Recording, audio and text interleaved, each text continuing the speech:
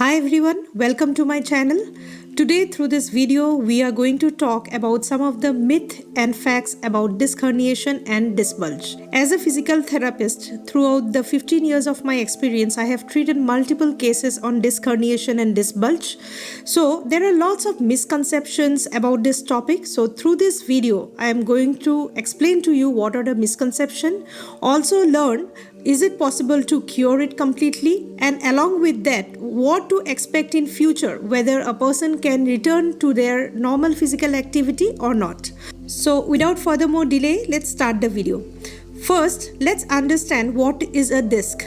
A disc is a soft jelly-like substance which is present between the spinal bones. So in our spine, there are multiple segments of bones, and between these bones, there is a cushion jelly-like substance which is called the disc. Surrounding this disc, there are other soft tissues and ligaments which supports this disc. So now we understood what is a disc. Let's try to understand what is a disc bulge or a disc herniation. So to understand it better, so let's take an example of an orange. So if we take an orange and try to press it from top and below, what we are going to see is that it's going to bulge out because of the pressure. So that bulge is similar to a disc bulge. Similarly, in a disc, when it gets pressurized from up layers or from below because of any jerk, this disc generally bulge out from its margin. So when it bulge out from its margin, it is called a disc bulge. Another common thing which we see is disc herniation. Disc bulge is not same as disc herniation.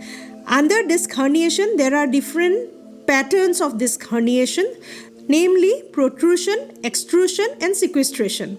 So what happens in example of this orange? So first we got to know how the disc bulge happen.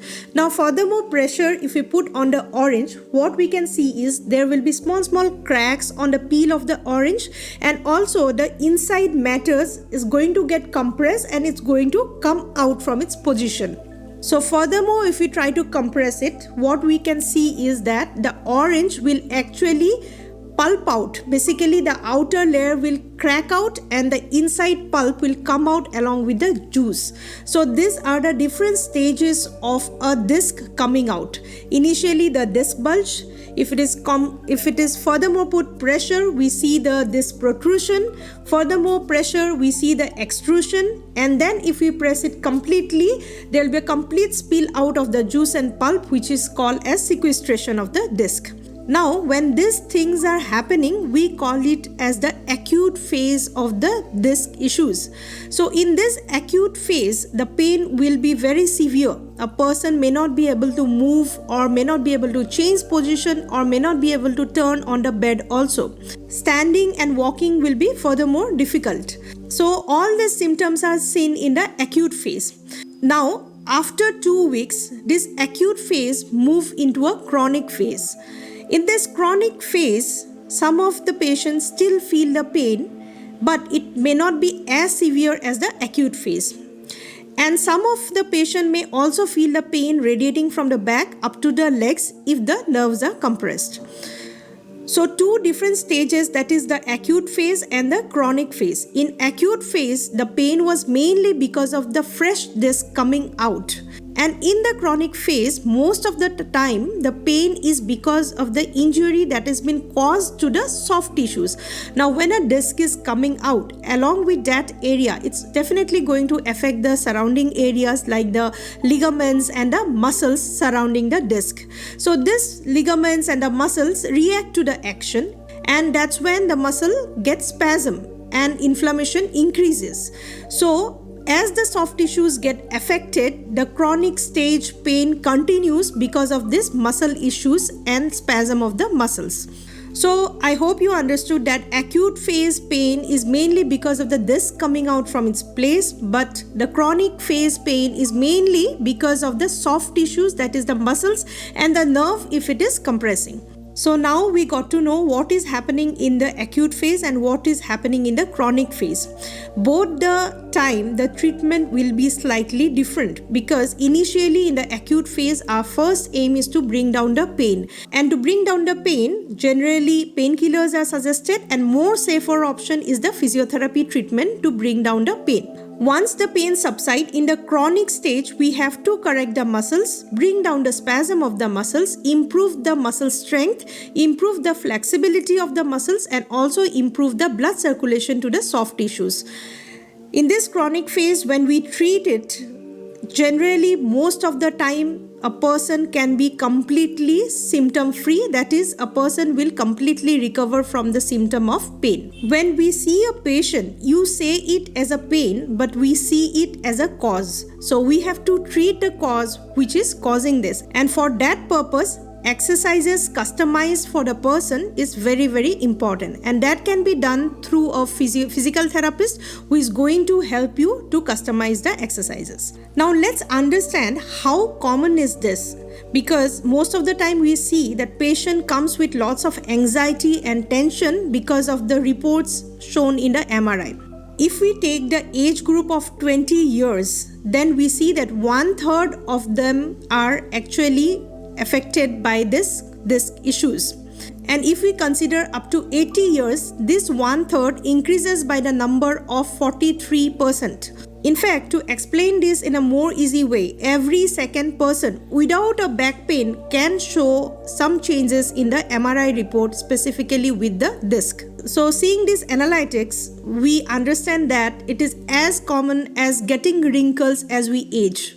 When a patient comes with a pain, it is more complex than just seeing a MRI report, because we have to study the soft tissues, whether it's a spasm, whether it's an inflammation, or what exactly is affecting the patient, because of which the patient's pain is not subsiding. We have to see it in a bigger spectrum and understand why the patient is not getting recovered from the symptoms. So that's where a physical therapist comes into work, and with the help of physical therapist, the right treatment can be planned.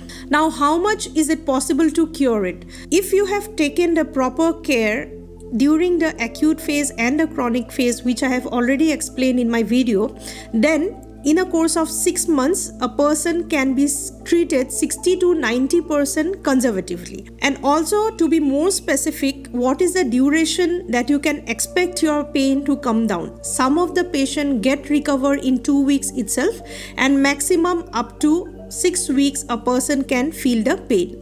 There are certain exception cases where 5 to 15% may still see the symptoms up to a year, but it's very rare. Now let's talk about the future. Once the patient is treated, the most common doubt a person is having is that will it cause problem in the future, or will the person be able to go to their activity back, or is there possibility of getting the pain back?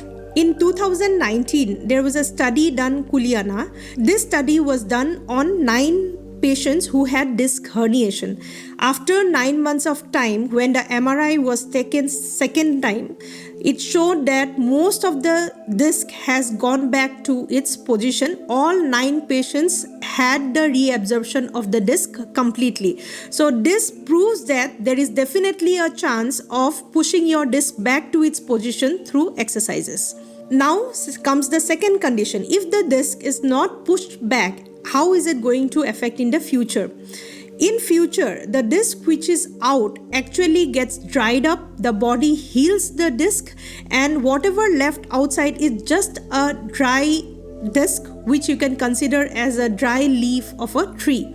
So this disc which is dried completely is not going to affect you, but most of the time we see that the pain, if it is reoccurring, that shows that it is mainly because of the muscles.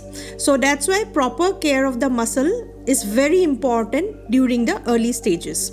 Now comes the question of bending forward. Many times a patient is advised never to bend forward. In fact, after a slip disc or a disc bulge in the acute phase, you should avoid bending forward, but it is not the advice for your lifelong. While bending forward, your muscles works by getting elongated, and if you are not bending forward for lifelong, then definitely those muscles are going to become tighter and form scar formation, which can again cause the pain. So I would never suggest my patients to never bend forward, but yes, with caution and care, you can definitely move normally. You can bend forward after a period of 3 to 6 months of time, provided you don't have any radiating pain or any acute pain. So I hope I am able to answer all your questions. Furthermore questions, if you have it, you can always write it in the comment section. I'll try to answer them. So for this condition, the main thing is educating the patients and giving the reassurance to the patient is very important. And I hope I have done my part of job. I expect that you do your part of job by sharing this video. Please subscribe this channel and see you again in the next video. Take care.